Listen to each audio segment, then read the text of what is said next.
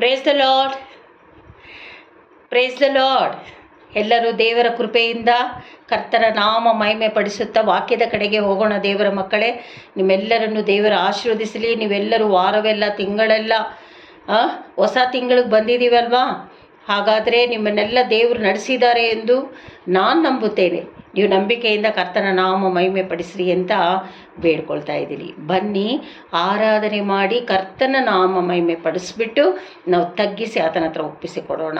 ಪರಿಶುದ್ಧಾತ್ಮನನ್ನು ಸ್ವಾಗತ ಮಾಡೋಣ. Okay, hallelujah, hallelujah. ಬಾ ಪವಿತ್ರಾತ್ಮನೇ, ನಿನ್ನ ಪ್ರಸನ್ನತೆ ಬೇಡುವೆನು. ಅಭಿಷೇಕದಿಂದ ನನ್ನನ್ನು ತುಂಬಿಸಿ ನೀ ಆಳ್ವಿಕೆ ಮಾಡು. ಕೇಳ್ರಿ ದೇವರ ಪರಿಶುದ್ಧಾತ್ಮನ ಹತ್ರ. ಬಾ ಪವಿತ್ರಾತ್ಮನೇ, ನಿನ್ನ ಪ್ರಸನ್ನತೆ ಬೇಡುವೆನು. ಅಭಿಷೇಕದಿಂದ ನಮ್ಮನ್ನು ತುಂಬಿಸಿ ನೀ ಆಳ್ವಿಕೆ ಮಾಡು. ಹೌದು ಪರಿಶುದ್ಧಾತ್ಮನೇ, ನಿನ್ನನ್ನು ನಾವು ಸ್ವಾಗತ ಮಾಡ್ತಾ ಇದ್ದೀವಪ್ಪ. ನೀನು ಆಳ್ವಿಕೆ ಮಾಡಪ್ಪ.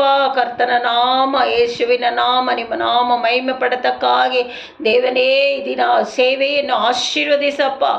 ಆಶೀರ್ವದಿಸು ದೇವನೇ. ಎಲ್ಲ ಮಹಿಮೆ ನಿಗೊಬ್ಬನಿಗೆ ಸಲ್ಲಲಿ, ನನ್ನ ಜೀವವುಳ್ಳ ತಂದೆಯೇ, ಆಮೇನ್.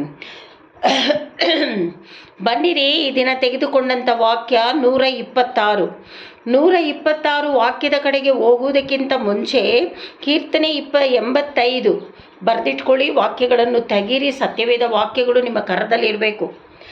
ಕೀರ್ತನೆ 85ರಲ್ಲಿ 9ರಿಂದ 12ವರೆಗೂ ಯಾವ ರೀತಿ ಇಲ್ಲಿ ಮಾತಾಡ್ತಾ ಇದ್ದಾರೆ ಅಂದರೆ, ಕೋರಾಹಿಯರು ಹಾಡು ಹೇಳ್ತಾ ಇದ್ದಾರೆ. ಏನು ಮಾಡ್ತಾ ಇದ್ದಾರೆ? ದೇವರನ್ನು ಹಾಡುತ್ತಾ ಸ್ತುತಿಸಿ ಕೊಂಡಾಡ್ತಾ ಇರೋದು. ಅರ್ಥ ಆಯ್ತಾ ದೇವರ ಮಕ್ಕಳೇ? ಯಾವ ರೀತಿ ಅಂದರೆ, ಯಾಕೋಬ್ಯರನ್ನು ಯಾವ ರೀತಿ ಸೆರೆಯಿಂದ ದೇವರು ಕರ್ಕೊಂಡು ಬಂದರು ಅಂತ. ಬನ್ನಿ ಓದಿಕೊಳ್ಳೋಣ.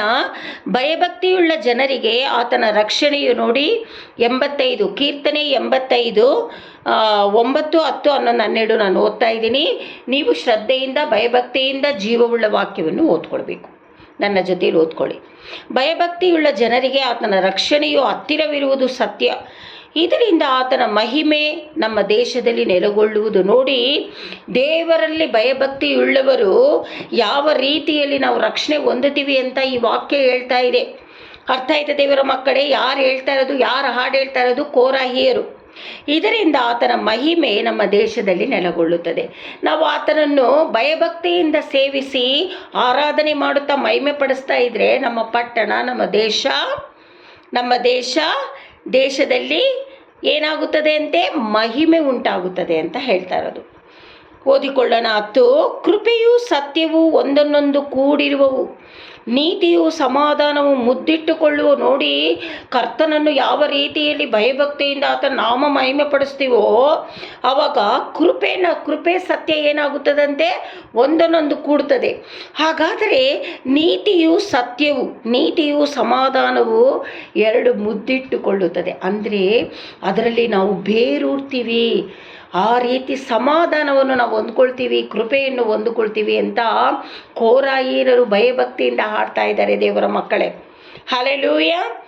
ಬನ್ನಿರಿ 11 ಓದಿಕೊಳ್ಳೋಣ. 11, 12 ಸತ್ಯತೆಯು ಭೂಮಿಯಿಂದ ಹುಟ್ಟುವುದು, ನೀತಿಯು ಆಕಾಶದಿಂದ ಕೆಳಗೆ ದೃಷ್ಟಿಸುವುದು. ನೋಡಿ, ಸತ್ಯ ಎನ್ನುವುದು ಭೂಮಿಯಿಂದ ಹುಟ್ಟುತ್ತದೆ. ಆ ಭೂಮಿಯಲ್ಲಿರುವ ಜನರು ಸತ್ಯವಾಗಿ ನಡ್ಕೊಳ್ಬೇಕು, ನೀತಿವಂತರಾಗಿ ನಡ್ಕೊಳ್ಬೇಕು. ನೀತಿಯು ಆಕಾಶದಿಂದ ಕೆಳಗೆ ದೃಷ್ಟಿಸುತ್ತದೆ. ಯಾರು? ನೀತಿಯುಳ್ಳ ದೇವರು, ನಮ್ಮ ದೇವರು, ಜೀವವುಳ್ಳ ದೇವರು. ಆಗ ಸತ್ಯದಿಂದ ನಾವು ನಡ್ಕೊಳ್ಳುವಾಗ ನೀತಿಯುಳ್ಳ ದೇವನು, ನ್ಯಾಯಾಧಿಪತಿಯು ಮೇಲಿಂದ ನಮ್ಮನ್ನು ಆಕಾಶದಿಂದ ಕೆಳಗೆ ದೃಷ್ಟಿಸಿ ನೋಡುವನು. 12 ನಿಜವಾಗಿ ಯೆಹೋವನು ಒಳ್ಳೆಯದನ್ನು ಅನುಗ್ರಹಿಸುವನು. ದೇವರು ಖಂಡಿತವಾಗಲೂ ಒಳ್ಳೆಯದನ್ನು ಮಾಡಲು ಶಕ್ತನಾಗಿದ್ದಾನೆ. ಅದಕ್ಕೇ ಯಾಕೋಬ್ಯರನ್ನು ನೋಡಿ ಇಲ್ಲಿ ಏನು ಕೊಟ್ಟಿದ್ದಾರೆ? 126 1ರಿಂದ 6ರಲ್ಲಿ ಸೆರೆಯಲ್ಲಿ ಯಾರ್ಯಾರು ಇದ್ದಾರೋ ಅವ್ರನ್ನೆಲ್ಲ ದೇವರು ಬಿಡಿಸ್ಕೊಂಡು ಬರ್ತಾ ಇದ್ದಾರೆ ಅಂತ. ಬಿಡಿಸ್ಕೊಂಡು ಬಂದುಬಿಟ್ರು ಅಂತ ಯೆಹೋವನು. ಅರ್ಥ ಆಯ್ತಾ ದೇವರ ಮಕ್ಕಳೇ? ಚಿಯೋನಿನಲ್ಲಿ ಸೆರೆಯಲ್ಲಿದ್ದ ನಮ್ಮನ್ನು ಯೆಹೋವನು ತಿರುಗಿ ಚಿಯೋನಿಗೆ ಬರಮಾಡಿದಾಗ ನಾವು ಕನಸು ಕಂಡವರಂತಾದೆವು. ಆಗ ನಮ್ಮ ಬಾಯಿ ಬಲು ನಗೆಯಿಂದಲೂ ನಮ್ಮ ನಾಲಿಗೆ ಹರ್ಷಗೀತಗಳಿಂದಲೂ ತುಂಬಿದ್ದವು.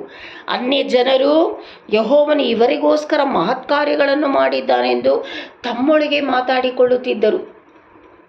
ನಾವು ಸೆರೆಯಲ್ಲಿದ್ದೀವಿ, ಸೈತಾನನ ಸೆರೆಯಲ್ಲಿದ್ದೀವಿ. ದೇವ್ರೇನು ಮಾಡಿದ್ರು, ಅಲ್ಲಿಂದ ನಮ್ಮನ್ನು ಕರ್ಕೊಂಡು ಬಂದರು. ಆವಾಗ ನಾವು ಸಂತೋಷದಿಂದ ಉಲ್ಲಾಸದಿಂದ ಬಲದೊಂದಿಗೆ, ಕರ್ತನ ಬಲದೊಂದಿಗೆ ಇರುವಾಗ ಜನರು ತಮ್ಮೊಳಗೆ ಮಾತನಾಡಲು ಶುರು ಮಾಡಿಕೊಂಡರು. ಯೆಹೋವನು ನಮಗೋಸ್ಕರ ಮಹತ್ಕಾರ್ಯಗಳನ್ನು ಮಾಡಿದ್ದು ನಿಜ, ಆದ್ದರಿಂದ ನಾವು ಸಂತೋಷವುಳ್ಳರಾಗಿದ್ದೇವೆ. ದೇವರು ನಮಗೆ ಮಹತ್ಕಾರ್ಯಗಳನ್ನು ಮಾಡಿದ್ದಾರೆ, ಅದಕ್ಕೆ ಅಲ್ಲವಾ ಆರೋಗ್ಯ, ಆಯಸ್ಸು, ಬಲ ಕೊಟ್ಟಿದ್ದಾರೆ. ದೇವರು ಸಂತೋಷ ಕೊಟ್ಟಿದ್ದಾರೆ ಕುಟುಂಬದಲ್ಲಿ. ಆ ಸಂತೋಷದಿಂದ ಅಲ್ಲವಾ ನಾವು ಆಲಯಕ್ಕೆ ಹೋಗ್ತಾ ಇರೋದು ಅಲ್ವಾ ದೇವರ ಮಕ್ಕಳೇ? ಒಬ್ಬರಿಗೊಬ್ಬರು ನೋಡಿಕೊಂಡು ಸಂತೋಷವಾಗಿ ಕರ್ತನ ನಾಮ ಮಹಿಮೆ ಪಡಿಸಿ ಬರಲು. ಈ ಬರೋ ವಾರವೆಲ್ಲ ನಮಗೆ ಏನೇನು ಬೇಕು ಕರ್ತನು ಕೊಡಲು ಶಕ್ತನಾಗಿದ್ದಾನೆ. ಅರ್ಥ ಆಯ್ತಾ ದೇವರ ಮಕ್ಕಳೇ? ಯೆಹೋವನೇ, ನೀನು ದಕ್ಷಿಣ ದೇಶದ ಹಳ್ಳಗಳನೋ ಎಂಬಂತೆ ಸೆರೆಯಲ್ಲಿ ಉಳಿದಿರುವ ನಮ್ಮವರನ್ನು ತಿರುಗಿ ಬರಮಾಡು. ಅಳುತ್ತಾ ಬಿತ್ತುವವರು, ಕಾಡುತ್ತಾ ಕೊಯ್ಯುವವರು, ದುಃಖಿಸುತ್ತಾ ಬೀಜವನ್ನು ತೆಗೆದುಕೊಂಡು ಹೋಗುವವನು, ಹರ್ಷಿಸುತ್ತಾ ಸಿವುಡುಗಳನ್ನು ಹೊತ್ತುಕೊಂಡು ಬರುವನು. ಯಾರ್ಯಾರು ದುಃಖದಲ್ಲಿ ಪ್ರಯಾಸದಲ್ಲಿ ಇರುವರೋ ಅವರೆಲ್ಲೂ ಇನ್ನೂ ಸೆರೆಯಲ್ಲಿದ್ದರೆ ಅವರನ್ನೆಲ್ಲ ಬರಮಾಡು ದೇವರೇ. ಎಲ್ಲರೂ ಸಂತೋಷದಿಂದ ಬರಲಿ ದೇವರೇ, ನಿನ್ನ ನಾಮ ಮಹಿಮೆ ಪಡಿಸಲಿ ದೇವರೇ ಅಂತ ಹೇಳಿ ಇಲ್ಲಿ ಯಾರು ಹೇಳ್ತಾ ಇರೋದು?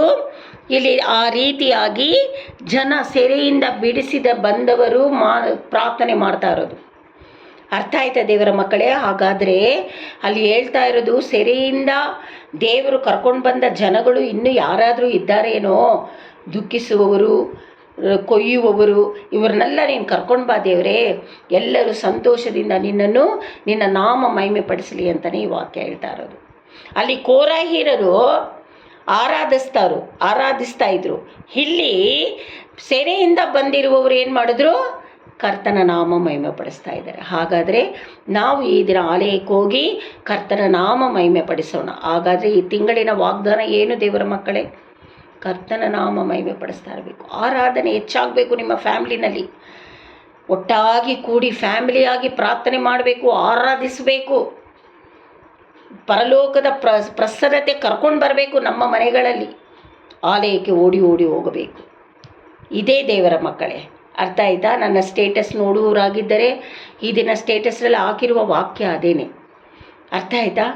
ಓದಿಕೊಳ್ಳಿರಿ. ಈ ವಾಕ್ಯಗಳನ್ನು ನೆನಪಿಟ್ಟುಕೊಂಡು ಈ ವಾಕ್ಯ ಬರೆದಿಟ್ಕೊಂಡಿದ್ದೀರಾ ಎಂದು ನಾನು ನಂಬುತ್ತೇನೆ. ವ್ಯರ್ಥವಾಗಿದ್ದಲ್ಲ, ಇದು ಜೀವವುಳ್ಳ ವಾಕ್ಯ ದೇವರ ಮಕ್ಕಳೇ. ಇದರ ಭಯಭಕ್ತಿಯಿಂದ ಓದಿ ಇದರಂತೆ ನಡ್ಕೊಳ್ರಿ, ಆರಾಧಿಸ್ರಿ. ಫ್ಯಾಮಿಲಿಯಲ್ಲಿ ಆರಾಧನೆ ಇರಬೇಕು, ಪ್ರಾರ್ಥನೆ ಇರಬೇಕು. ನಿಮ್ಮ ಮಕ್ಕಳಿಗೆ ಹೇಳ್ಕೊಡ್ರಿ, ನಿಮ್ಮ ಮೊಮ್ಮಕ್ಕಳಿಗೆ ಹೇಳ್ಕೊಡ್ರಿ. ಅರ್ಥ ಆಯ್ತಾ? ಎಲ್ಲ ಒಟ್ಟಾಗಿ ಕುಟುಂಬ ದೇವ್ರ ಪ್ರೀತಿ ಮಾಡ್ತಾರೆ. ಕುಟುಂಬವಾಗಿ ಕುಳಿತು ಆರಾಧಿಸ್ರಿ, ಆತನ ನಾಮ ಮಹಿಮೆ ಪಡಿಸ್ರಿ. ಖಂಡಿತವಾಗಲೂ ದೇವರು ನಿಮ್ಮೊಟ್ಟಿಗೆ ಮಾತನಾಡ್ತಾರೆ. ನಿಮ್ಮ ವಿಷಯಗಳಿಗೆ ದೇವರು ಬಿಡುಗಡೆ ಕೊಡ್ತಾರೆ. ಕರ್ತನು ನಿಮ್ಮೆಲ್ಲರನ್ನು ಆಶೀರ್ವದಿಸಲಿ. ಕೊನೆಯದಾಗ ಆತನ ನಾಮ ಮಹಿಮೆ ಪಡಿಸ್ಬಿಟ್ಟು ನಾವಿಲ್ಲಿ ನಿಲ್ಲಿಸೋಣ. ಸ್ತುತಿಗೆ ಯೋಗ್ಯನು, ಮಹಿಮೆ ನಿಮಗೆ. ನಮ್ಮ ಕರಗಳ ಎತ್ತಿ ಇಂದು ನಿಮ್ಮನ್ನೇ ಆರಾಧಿಸುವೆ. ಕರಗಳನ್ನೆತ್ತಿ ಹಾಡ್ರಿ. ಸ್ತುತಿಗೆ ಯೋಗ್ಯನು, ಮಹಿಮೆ ನಿಮಗೆ. ನನ್ನ ಕರಗಳ ಎತ್ತಿ ಇಂದು ನಿಮ್ಮನ್ನೇ ಆರಾಧಿಸುವೆ. ಹೌದಪ್ಪ, ನೀನೇ ಉನ್ನತ, ನೀವೇ ನಮ್ಮೆಲ್ಲರ ಬಂಡೆಯು ಕೋಟೆಯು ಸಕಲವೂ ಆಗಿದೆಯಾ ದೇವನೇ. ತಗ್ಗಿಸಿ ನಮ್ಮನ್ನು ಒಪ್ಪಿಸ್ಕೊಡ್ತಾ ಇದ್ದೀವಪ್ಪ. ದೇವನೇ, ಆಲಯಕ್ಕೆ ಸಂತೋಷದಿಂದ ಹರ್ಷದೊಂದಿಗೆ ಹೋಗಲು ದೇವೇ ನಮ್ಮನ್ನು ನೀನು ಆಶೀರ್ವದಿಸಿದೀಯಪ್ಪ. ನಮ್ಮ ಹೆಜ್ಜೆಗಳು ಕರೆಕ್ಟಾಗಿ ಹೆಜ್ಜೆ ಹಾಕಿಕೊಂಡು ಹೋಗುವುದಕ್ಕೆ ಕೃಪೆ ಕೊಡು. ಪರಿಶುದ್ಧಾತ್ಮ ನಮ್ಮನ್ನು ನಡೆಸಲಿ ಕುಟುಂಬವಾಗಿ ದೇವನೇ. ನಾವು ಬಿಟ್ಟು ಹೋಗುವ ನಮ್ಮ ಮನೆಗಳು, ನಮ್ಮ ಕುಟುಂಬಸ್ಥರು, ಕುಟುಂಬ ಎಲ್ಲ ನಿನ್ನ ಪಾದದಡಿಯಲ್ಲಿ ನಿಲ್ಲಿಸ್ತಾ ಇದ್ದೀವಪ್ಪ. ಆಶೀರ್ವದಿಸು, ಅನುಗ್ರಹಿಸು ಕರ್ತಾವೆ. ನಿನ್ನ ಧರ್ಮದ ಬಲಗೈ ಎಲ್ಲರ ಮೇಲೆ ನೀಟಲ್ಪಡಲಿ. ಯೇಸುವೇ ಸ್ತೋತ್ರ. ನಿನ್ನ ರಕ್ತ ಕಾವಲಾಗಿರಲಿ ದೇವನೇ. ಎಲ್ಲ ಮಹಿಮೆ ನಿಂಗೊಬ್ಬನಿಗೆ ಸಲ್ಲಲಿ ನನ್ನ ಜೀವವುಳ್ಳ ತಂದೆಯೇ. Amen, amen, amen. God bless you ದೇವರ ಮಕ್ಕಳೇ. ಈ ವಾಕ್ಯ ನಿಮಗೆ ಆಶೀರ್ವಾದದ ವಾಕ್ಯ. ಅರ್ಥ ಆಯ್ತಾ? God bless you.